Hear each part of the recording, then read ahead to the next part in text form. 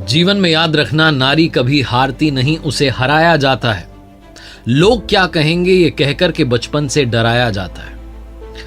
आज आप जब स्कूल में पहुंचते हैं तो good morning sir, good morning ma'am कहते हैं, लेकिन आज मैं जिनके बारे में बात करने जा रहा हूं, अगर वो नहीं होती तो शायद आप सिर्फ गुड मॉर्निंग सर ही कह रहे होते, क्योंकि मैम होती नहीं। भारत की पहली महिला शिक्षिका सावित्री बाई फुले जी के बारे में आज के इस वीडियो में बात करते हैं। मेरा नाम है आरजे कार्तिक, आप देख रहे हैं लर्निंग सीरीज सीखोगे नहीं तो जीतोगे कैसे। 1831 का साल था, जनवरी का महीना, 3 तारीख जन्म हुआ सावित्री बाई फुले जी का, जो कि देश की पहली महिला शिक्षिका बनी। महाराष्ट्र के पुणे में एक दलित परिवार में उनका जन्म हुआ। उनके फादर का नाम खंडोजी नेवसे था और माताजी का नाम लक्ष्मीबाई था। मात्र 9 साल की उम्र में उनकी शादी करा दी गई। उनके बचपन का एक किस्सा है कि वो अंग्रेजी किताब को पढ़ने की कोशिश कर रही थी। उनके पिताजी खंडोजी ने देख लिया और वो किताब के पन्ने फाड़ करके फेंक दिए और उन्हें समझाया कि बेटा, हम जिस जाति में पैदा हुए हैं, हमें पढ़ने लिखने का अधिकार नहीं है। तब से सावित्री बाई के मन में शिक्षा को लेकर के एक नई आग जल चुकी थी। वो चाहती थी कि बहुत पढ़ूं और बाकी जितनी मेरी साथ की बालिकाएं हैं, बच्चियां हैं, उनको भी पढ़ाऊं। इसी थॉट के साथ में वो ससुराल में पहुंच चुकी थी, जिनसे उनकी शादी हुई, जिन्हें बाद में महात्मा की उपाधि मिली, ज्योतिराव फुले जी। ज्योतिबा, जब उन्हें मालूम चला कि उनकी पत्नी जो है पढ़ना लिखना चाहती हैं, तो उन्होंने भी उनका साथ दिया। अब घर में तो पढ़ा नहीं सकते थे क्योंकि माहौल ऐसा नहीं था, तो खेत में जहां ज्योतिबा काम करते थे, जब सावित्री जी पहुंचती थी खाना लेकर के, तो तब उन्हें दिन में पढ़ाते थे। लेकिन ये बात कितने समय के लिए छुपती। जैसे ये बात घर वालों को, ससुराल वालों को मालूम चली, दोनों को घर से बाहर निकाल दिया गया।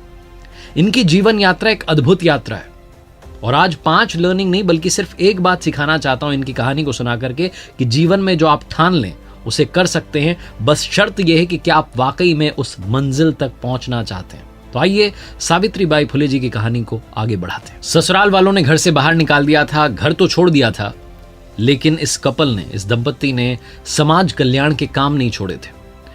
ज्योतिबा के मित्र थे उस्मान शेख, उनके घर में इन्होंने शरण ली। उस्मान शेख की जो बहन थी फातिमा शेख, वो सावित्री बाई की अच्छी मित्र बन गई और बातों बातों उन्होंने बताया कि मैं भी पढ़ना चाहती हूँ, शिक्षा के क्षेत्र में आगे बढ़ना चाहती हूँ। तो दोनों ने साथ में पढ़ाई पूरी की और उसके बाद में जब 17 साल की उम्र थी सावित्री बाई की, तो वो चाहती थी कि बालिकाओं के लिए एक स्कूल खोला जाए। 17 साल की उम्र आज के ज़माने में वो उम्र है जब काफ़ी बच्चे अपनी पढ़ाई पूरी करने के आसपास होते हैं, 12th तक पहुँच चुके होते हैं। लेकिन उस उम्र में ये टीचर बनना चाह रही थी, बाकी बच्चियों का भी भविष्य सुधारना चाहती थी। अब सबसे बड़ी समस्या थी कि स्कूल कहाँ खोला जाए। इतने संसाधन नहीं थे, इतने पैसे नहीं थे, तो फातिमा शेख के घर में ही स्कूल खोला गया। 1848 में पहला स्कूल खोला गया और 1851 आते आते 3 स्कूल और खोले जा चुके थे और 150 बालिकाएं इनके स्कूल्स में शिक्षा ग्रहण कर रही थी। एक अलग रास्ते पर चल चुकी थी सावित्री बाई फुले, अपने पति, अपनी दोस्त की मदद से। बताया जाता है, कहा जाता है कि जब ये स्कूल पढ़ाने के लिए जाती थीं, तो बाकी समाज के लोग, जिनको ये अच्छा नहीं लगता था कि भाई पिछड़े वर्ग के लोग भी पढ़ रहे हैं, बच्चियां पढ़ रही हैं, क्योंकि महिला शिक्षा के बारे में कोई बात करता नहीं था, तो इन पर सड़े टमाटर फेंके जाते थे, कीचड़ उछाला जाता था, स्कूल जाते आते साड़ी गंदी हो जाती थी। तो एक दिन इनके पति ने इनको सजेस्ट किया, ज्योतिबा ने, कि आप 2 साड़ी रखिए, एक मैली साड़ी पहन के जाइए, एक अच्छी साड़ी बैग में रख के ले जाइए, वहां जाकर चेंज कर लीजिए। तो कुछ दिनों तक ऐसा करती रही, लेकिन कब तक ये चलता। एक दिन एक आदमी आकर खड़ा होकर कहने लगा सावित्री बाई को कि अगर आपने बंद नहीं किया तो मुझसे बुरा कोई नहीं होगा। और बहुत अनाप शनाप बातें कर रहा था, उल्टा सीधा बोल रहा था। बहुत सारे लोग देख रहे थे आसपास, लेकिन आ नहीं रहे थे बचाने के लिए। बीच में कोई पढ़ नहीं रहा था। वो कहते हैं ना, जब कोई नहीं आता तो फिर आपको अपनी आवाज़ खुद को बुलंद करनी होती है। सावित्री बाई आगे बढ़ी और बढ़कर के उस आदमी को जोर का तमाचा लगा दिया। उस दिन के बाद से लोगों ने इन पर कीचड़ फेंकना, सड़े टमाटर फेंकना बंद कर दिया। सुगनाबाई नाम की महिला का भी इनको भरपूर साथ मिला और शिक्षा का जो आंदोलन था उसमें सुगनाबाई भी इनके साथ हो चली और बालिकाओं की शिक्षा के लिए इन्होंने पूरे देश में एक अलग आवाज उठा दी। 18वीं शताब्दी एक ऐसी शताब्दी थी जिस समय भारत में बहुत सारी कुरीतियां जो थीं वो फैलती चली जा रही थी। एक ऐसी कुरीति थी कि अगर कोई महिला विधवा हो जाती थी तो उसके बाल काट दिए जाते थे, उसे अलग रहना होता था, समाज उसका बहिष्कार कर देता था। एक तरफ तो उसे अलग कर दिया जाता था, लेकिन दूसरी तरफ दोगलापन यह था कि ऐसी महिलाओं का यौन शोषण भी होता था। और जब वो गर्भवती हो जाती थीं तो लोक लाज बचाने के लिए, इज्जत बचाने के लिए उनके पास में आत्महत्या करने के अलावा कोई चारा नहीं बचता था। सावित्री बाई फुले जी ने महिला शिक्षा के लिए तो काम किया ही, लेकिन ऐसी जो कुरीतियां थी इनको मिटाने के लिए भी भरपूर प्रयास किया। चाहे वो छुआछूत की हो, सती प्रथा हो, बाल विवाह, विधवा विवाह निषेध, ऐसी बहुत सारी कुरीतियां थी जिनको खत्म करने के लिए सावित्रीबाई फुले जी ने काम किया।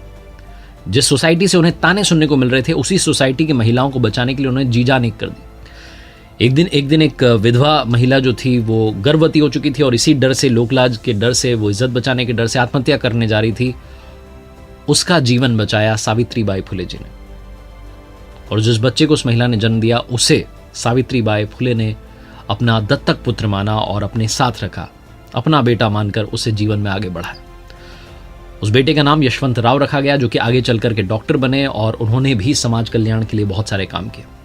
सावित्रीबाई फुले जी किस तरीके से कुरीतियों को मिटाना चाहती थी, आपको इस छोटे से एग्जाम्पल से समझ में आएगा। उन्होंने अपने घर में कुआं खुदवा दिया था और उस कुएं का पानी कोई भी आकर के पी सकता था, क्योंकि ये वो जमाना था जब नीची जाति के लोगों को अगर उनकी छाया भी पड़ जाती थी तो एक घृणा के तौर पर देखा जाता था।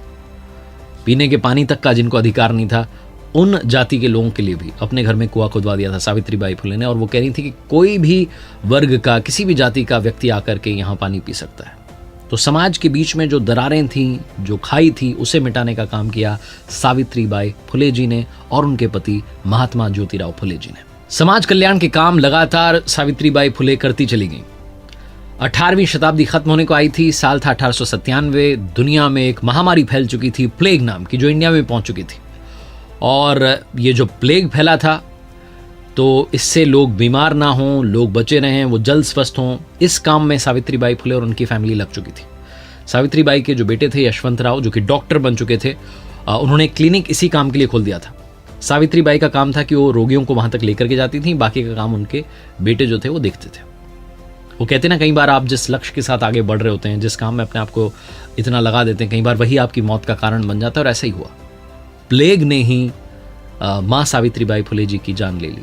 उनकी मृत्यु 1897 में हो गई, लेकिन वो समाज में एक मैसेज छोड़ के गई कि हम सबको मिलकर के आगे बढ़ना है, हम सबको हाथ थाम करके आगे चलना है।